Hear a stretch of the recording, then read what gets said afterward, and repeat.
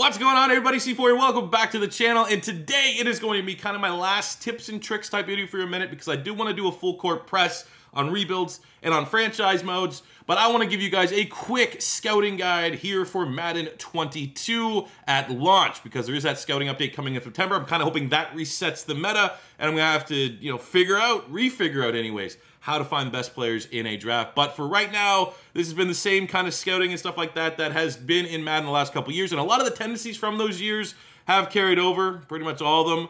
So this video will be more beneficial for people that are coming back into franchise mode and want to know how to scout the best players and find the best players like I've been able to so far. All my rebuilds, I've been dominating my draft.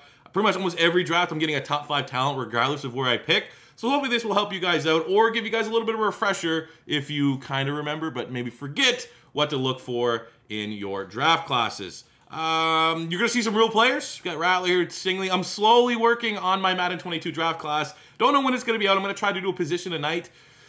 I got a lot of stuff. I do daily uploads on the channel. I got a family. I'm not like some of these kids out here that can just take a couple Adderall and play 14 hours of Madden every single day. But, quality takes a little bit more time. And when this draft class drops, I guarantee it's going to be the best draft class on Xbox. So without further ado, fellas, let's get through it. We're going to go every single position group, and I'll show you what to look for so you guys can start dominating your Madden 22 drafts. So let's start with the quarterback spot. We're going to take a look at the gunslinger from Oklahoma, Spencer Rattler.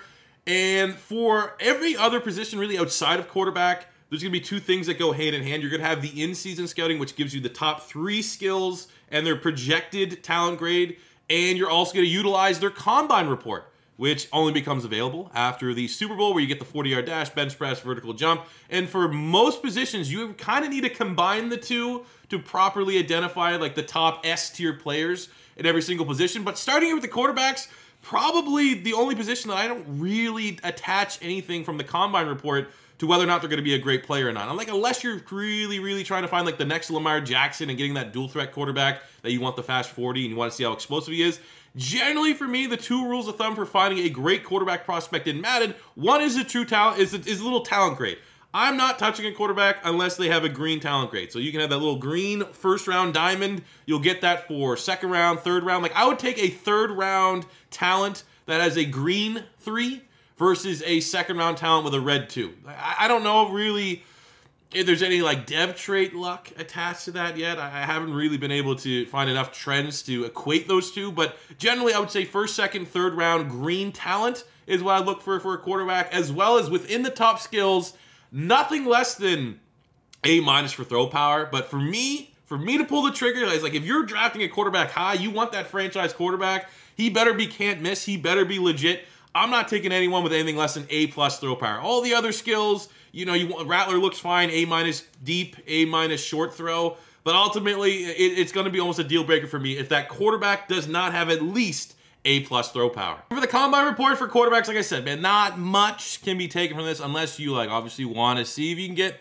a sick dual threat. Then you're going to want to look at the 40-yard dash, cone shuttles, stuff like that. But ultimately, I don't see a whole lot of value in the combine report for a QB. Just get that throw power and go with the green talent grades. Moving on now to the running backs, we have Breece Hall from Iowa State. We'll just showcase him here. And for the running backs, we will first just start with the skills. And you don't, no skills, absolutely not one below a B+. Anything less than a B+, you're going to be kind of playing with fire just a little bit. Obviously with Breece Hall, we have A+ carrying, A- trucking, B+ break tackle.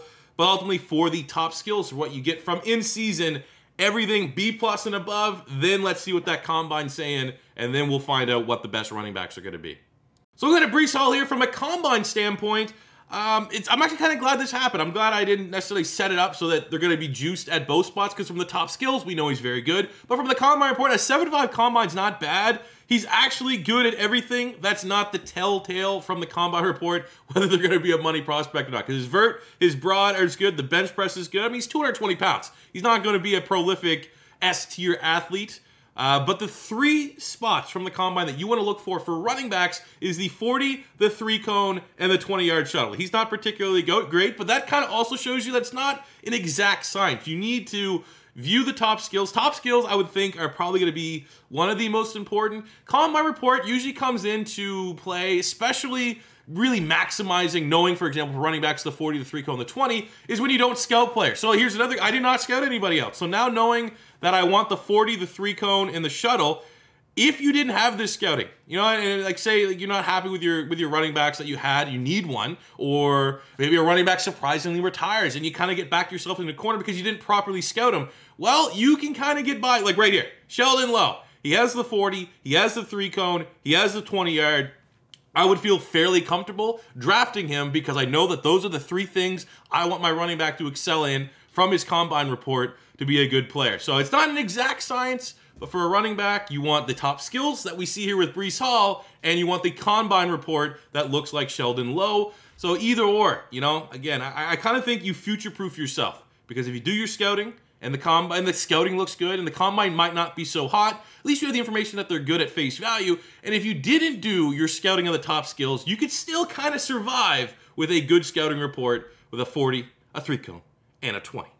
So now we're going to be taking a look here at the wide receivers from a skill standpoint. What you're going to find out about the wide receiver class in season, the most important thing, and it's less forgiving than the running backs, because with the running backs, that like kind of threshold was a B+, no skills below that. For wide receivers, it's B-.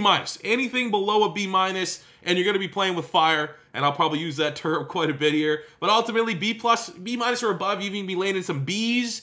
I wouldn't be too scared for Olave. Probably going to be the best wide receiver from this draft class at Ohio State. He looks outstanding. A release, A- catching, B+ spec catch. But ultimately, for wide receivers, from a skill standpoint, just B- or above. So we're going to look at the wide receiver for the combine report. Kind of like the running backs, a little bit the same. Olave here, you want to look at the 40. You want to look at the 3 cone. You want to look at the 20. And he's good, better than Breece Hall was. 29th and 44.49 speed. That's more than enough speed. That's like probably, you know, 90 threshold, 88, 89, 90, somewhere in that range. And the 3 cone, the 20, just outside of the top 10. I'd still feel comfortable drafting. If I didn't have any scouting, I would feel comfortable getting Olave because he's, you know, in the near top tier for the 3 cone, the 20. But a perfect example of really where the combine come in. We got a 7.6 here for Andrew Bryant, just a generated guy. But look, the 40, the 3 cone, the 20 are on point. So again, just more proof that if you do not do your scouting for a play, you don't do your due diligence because, you know, you want to focus on the Olaves, and you find at somewhere, you know, not necessarily, we're going to say the 2nd wide receiver in the class, let's say like you're way down here in the 4th round, 5th round, and someone has a similar skill set to an Andrew Bryant, a guy that you didn't bother scouting, but you're like, oh my God, look at that 40, look at that 3 cone, look at that 20, draft him with some confidence. Tight ends. Tight ends are a position, me personally, I have not had a great time finding the diamonds in the rough, so I'm going to just kind of give you like the outline of like what a good tight end looks like. First, the talent, the obvious, let's acknowledge it. If they're not getting a green 1st, 2nd, or 3rd round, they're probably not going to be a guy that you can expect to be a, you know, an exciting rookie, a rookie that can come in and contribute right away. So that'd be like the first hurdle. Then when you look from a top skill standpoint, no skills, much like wide receivers, below a B-. So we have Jalen Weidermeyer here from Texas A&M. He looks like, and he is absolutely going to be a baller, and he has nothing below a B-. So therefore, I would feel very confident putting him near the top, if not at the top of my short list. We're going to look at the combine report here for the tight ends. There are 2 very key, important combine testing drills that you want to focus on. For Weidermeyer, because he's not a created random draft class, which most of you people are going to be using this scouting report for, but you want to look for the 3 cone and the 20-yard shuttle. Generally top 5. So for someone that has, you know, 12 and 7 is not bad at all, and you see his vert and broad are good, and we know from the skills and the talent that we already got that he's going to be a great player. But if you don't have this scouting and you're trying to base just purely off a combine report, or maybe using it as a tiebreaker, go with the player with the highest 3 cone and 20-yard shuttle. Okay, let's take a look at the offensive line. I have Evan Neal here, franchise tackle prospect from Alabama, and I'm going to just group in all the offensive linemen right here in this segment of the video. Linemen used to be incredibly easy to draft, like Madden 2019, 18, all you really had to look for, obviously you could take what I'm going to tell you about the skills and the talent and just little indicators, but ultimately it almost came down to bench press. If you got like 34 or above, they were going to be probably a 70 minimum, and like these were guys that were growing on trees late day 3, 6th, 7th, UDFAs, you'd be able to get 70 overall linemen. In Madden 21, they drastically reduced the amount of talent that comes up in generated draft classes for offensive linemen. The bench press trick, inconsistent, hit or miss, not enough for me to say like just properly identify bench press and you're going to get a money lineman. So linemen are the most difficult, and they're few and far between for really good lineman prospects in the generated draft class. So the only thing I could say is make sure they have a green talent grade at minimum. I wouldn't be touching guys that are red. So, you know, hey, see what you see right here with Evan Neal, that green early first round talent. You, especially if you're going to be playing on generated draft classes, these guys are, I'm not going to say 1 in a million, but you might get only 1 per year. So make sure if you, especially you need a lineman, just regardless of position, you can, it's Madden. Like if you need a center and there's an early first round tackle, draft him, just switch him into center. He's going to be fine for you. But as far as like, you know, kind of extrapolating that a little bit, what to look for linemen, you want no skills below a B-. And really outside of that, just, I would say get green talents. First rounders, if you see them, you need a lineman, just draft them regardless of position. So for offensive linemen, again, they kind of got rid of the bench press cheese a little bit. You can still use it with confidence. I would say if you get a guy that's top 3 in the bench press, he's probably going to be a pretty good player. But for the tackles, kind of like the quarterbacks, little difficult to really get a good feel whether or not a player is going to be, you know, a juiced up draft prospect. Just based off their combine report for any of the offensive line positions, I think it's more important for tackles, guards, and centers for the top skills and the talent. All right, so now we're going to take a look here on the defensive side of the ball. I'm going to just use KAYVON THIBODEAUX, freaky nature from Oregon, as the breakdown for D-line. So it's going to be left defensive ends, right defensive ends, defensive tackles, and for the top skills, it's fairly self-explanatory. Nothing below a B. So if you even find a guy who looks amazing, has B- popping up there, has a C+, he's probably not going to really be worth your time. So as you look here for THIBODEAUX, obviously freaking nature, A, finesse move, A pursuit, B+ tackle. He's going to be a franchise talent. One thing I will say right at the bat here with the defensive side of the balls as it relates to skills, if you get hit power, I would be a little suspect, just a little bit. Hit power is like the least important skill that gets unveiled, and it has been for the last like 5 bats. So if you're getting a guy that is like A+ hit power, unless like truly you don't really necessarily care about getting the best prospect, like maybe not so much on the defensive line, but if you're getting a linebacker, you're getting a safety with A+ hit power, unless it's very important for you to have a guy that has like 90 hit power, it's usually the top skill that means the least on the big grand scheme of things. Hit power does not give you a big breakdown of like if they're going to be a good player or not. And I almost feel like you're getting shortchanged a little bit when you unveil hit power as a top skill because it's so, you know, insignificant in the grand scheme of things. For the defensive linemen, again, we're combining defensive ends and defensive tackles. The combine drills you really want to focus on are the 3-cone, the 20-yard shuttle, and now the bench press. So the bench press numbers are going to look a little bit different from defensive ends to defensive tackles. We look at KAYVON THIBODEAUX, his 3-cone is 20. I mean, he's insane. And the bench press is top 5 in his position. So you would know from that combine report, he is going to be very good. You're going to get different numbers, though. Obviously, when you look at defensive tackles, we have DeMarvin Leal from Texas A&M, 33 reps on the bench press, 14.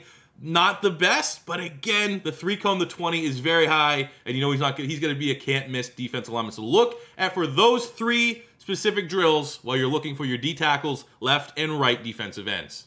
Let's take a little gander here at outside linebackers. Now, outside linebackers, inside linebackers have different thresholds that you're going to want to look for, but first for outside linebackers, from a top skill standpoint, you want no skill below a B grade. So looking at Bonito here from Oklahoma, the B finesse move starting to get a little suspect at that fringe. Talent does look good, so he definitely ticks off all the boxes that we would be looking for if you're needing an outside linebacker, especially a speed rusher. But for outside linebackers, rule of thumb, nothing below a B. Outside linebacker combine report, your checklist that you want to look for. The 40, the 3-cone, the shuttle, and the bench. Those are kind of where you want to see them excel. We're looking at Bonito here. 40's not bad, 14th in the entirety of the group. It's not great, 4.72, but it's not bad.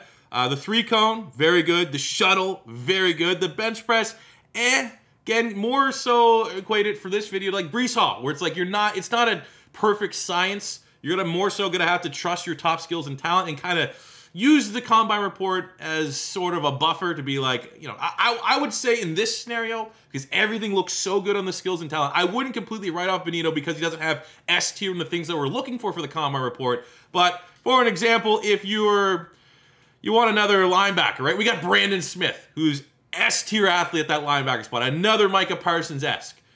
You might want to use him as a potential tiebreaker because I know the actual ratings. It's not a true test. Let's actually look at his scouting here. He looks good. He fits all the parameters, right? Nothing below a B. We got the B hit power, which is kind of lame. But then you'd have the combine report. That's that balance that you have to make in your own drafts. I would say based off of this, you have mid-second round talent for Brandon Smith. And for Bonito, you have mid-first round. You know, there's your trade-off. You have the information. You either go, I'm going to go with the guy that's not as great an athlete, but maybe more proven, maybe more day one ready. Or you look at someone like Brandon Smith, who ticks off all the boxes that what we want to look for in an outside linebacker from a combine report, but maybe the skills and the talent are exactly where you want it to be. But either way, you now have the information. You now know what to look for to make your decision, because you know they're both going to be pretty good players because of the skills and the combine report, and it's just maybe more so what you value at that position.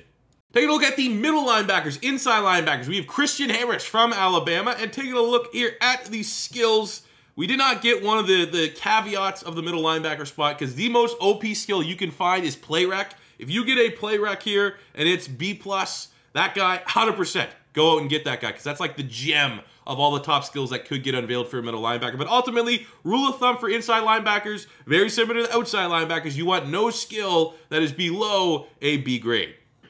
Let's look at the inside linebackers. We have Christian Harris from Alabama. And the combine report, there's 3 drills in particular that are strong and good indicators whether or not it's going to be a S-tier player or just a good player. And that is, you want to look at the 3-cone, the shuttle, and the bench press. So for Christian Harris, we know the skills and the talent look pretty good. The 3-cone, the shuttle are acceptable. 7th and 6th respectively is the 2nd highest bench press for a player. The 7-2 combine report looks good. So therefore, what do we learn, children? I feel like I'm teaching a class here. He's going to be a very good player. So if you're also, again, we're in a scenario where maybe you're looking for, you didn't get the scouting done. You didn't get the scouting done for the linebackers, then you can still use that information. 3-cone, 20-yard here for Popo. He's 2nd in the 20, 6th in the 3-cone. Bench press, not so great. I mean, he's 225 pounds. But you can also use that information. Like, we got 7.5 combine grade here on Paul Wilkins, just a generated guy. I think you could also draft him with pretty good confidence. Obviously, the combine 7.5, man. But he's 1st in 3-cone, 1st in the 20, 1st in the bench. Like, this would be a guy that would insert into, like, maybe I don't need to pull the trigger on the 1st-round guy. And even though I don't have him scouted, I'd probably gamble a little bit, just trusting that combine report that this guy here was going to be probably, you know, actually, let's take a look. Let's take a look. Paul Wilkins right now. Let's do this live just to see and try testing and true. Paul Wilkins, and look, he's a 75. So there you go. There's the proofs in his pudding right there, is that if you don't have your scouting and you want to just rely on the combine report, we would have just done that with that linebacker, and boom, 75, one of the top players in the class. Like, those are just the little things that I kind of picked up on. Hopefully you can too, so that you can dominate your drafts every single time in your franchise modes. Corners, kind of like defensive tackles, especially in Madden generated draft classes, kind of grow on trees. Like, it's not uncommon to find 1st-round grade corners, 3rd round, 4th round, 5th round. So this is actually the easiest and probably most useful information that you may get from this video. So when you're scouting a corner, we have Derek Stingley Jr. from LSU. Guys, pretty much a lock for a top 10 pick, even top 5 pick in the upcoming draft. What you want to look for corners is no skill below a C+. Ideally, they're all B. So while you have, I mean, this is what I do at the beginning of all my drafts. I usually go to the corner spot right away, start scouting. And as soon as anybody, because it's very common because there's so many corners, if I get anyone right away for that first little information, the first skill that I get that is C+ or below, even at C+, I'm kind of waiting. Those are going to be the last guys I scout. Just right now, go all the way down, and as soon as you find someone that has a B, scout them out. So that's kind of the threshold of how to properly allocate all of your scouting points, because there's usually so many corners that you could potentially scout. I would just go through every one of these guys, and as long as they're starting with a B, I'm going to continue to scout them. If they're not a B, I'm going to kind of push them to the back of the line. Combine report for corners. The 3 drills you really want to key on and focus on is the 40-yard dash, as you see with Stingley, top 5, the 3-cone, 1st, the 20-yard shuttle, 3rd. So it's very common. Those are usually the tells. You know, I think almost every position has some form of at least the 3-cone and the 20. So, like, when in doubt, you know, and again, for someone like Stingley, you're going to look at everything like that. He's early 1st-round talent. You don't necessarily need that combine report to make him, you know, your obvious selection at that point. But, like, just these things that I'm dropping with the combine reports, use that for guys that you haven't scouted, like 6th, 7th round, maybe even to the UDFAs. If you're just seeing a guy, maybe in the UDFA, that's top 5 potentially in the 3-cone, the 20-yard, and has a respectable 40-yard dash time. I would hedge your bets that that guy's going to be a lot better than other players, and that's something that you're going to get a massive advantage in your league if these guys don't know what to look for in their combine reports. In our final position, we're going to take a look at safeties. We'll take a look here at Kyle Hamilton, the safety from Notre Dame. And very similar to the cornerback spot. For safeties, you want no skill below a C+, and like the corners, ideally, they're all Bs. For Kyle Hamilton, unfortunately, one of the abilities, skill, that we're identifying is hit power, which is essentially useless, but getting a guy at 6'4", 220, that has A- zone coverage, A- pursuit, and we still have yet to figure out what his combine report is. He's going to be an absolute baller. But rule of thumb for safeties, free and strong, is no skill below a C. Ideally, they have nothing below a B. For the safety combine report, same as the corners, there are 3 drills you really want to key on: the 40, the 3-cone, and the 20-yard shuttle. With Kyle Hamilton, we know he's amazing. The combine report's not perfect, 6'6", 4.53s, top 10 in the 40, top 10 in the 3-cone, 12th in the 20-yard shuttle. So again, just another example where it's not a perfect science. You know he's a really good player. Let's get an example. Let's see if we can find one in the generated draft class here of a guy that really ticks off all the boxes that we want to look for. Then we'll see. Demps could be an interesting one. The 40's not exactly what we want. Let's take a look at it. So let's look at Demps just as an example. Let's go edit this draft class. Free safety Demps. I bet you he's pretty good. So let's see what we got here. And he's a 70. I mean, this guy here, Clancy, I'm going to double check him for a second because he's 76. But a 70. So there you go. He's like the big drop-off. He's the last good player in that spot. And if you just knew the knowledge that you want those 3 combine drills to be, you know, top 5 at minimum, you would have made a hell of a pick. So what was this guy? Clancy. He's a 7. And, you know, also fits the parameters. Top 10 in the 40, the 3-cone, and the 20-yard shuttle. So there you go, fellas. That is my hopefully quick, helpful scouting guide for Madden 22 at launch. Then in September, once we get that scouting update, hopefully there's a lot more that needs to go into things to kind of come up with a proper scouting guide. I relish that opportunity because that would therefore mean that the scouting is completely overhauled for the better. But for right now, for your early leagues from August till that September update, use this. Hopefully you can use it to help out your fantasy drafts. And if you learned something here today, make sure you hit that subscribe button if it's your first time stopping by. Plenty of franchise content coming now on the channel. Hit that like button if you enjoyed it. Helps out my videos very much in the YouTube algorithm. It's free, and that's all I really ask for at the end of the day. Leave a comment in the comment section below about, hey, who do you think is going to be your favorite player in this 2022 class? Because I am kind of starting in the infancy stages of making it for the Xbox. Is it going to be Rattler? Is it going to be Stingley? Is it going to be Thibodeaux? Or someone I didn't mention or feature in today's video? Let me know in the comment section below. That'll do it for me today, guys. Thank you very much for watching. And until next time, it's C4 saying peace out.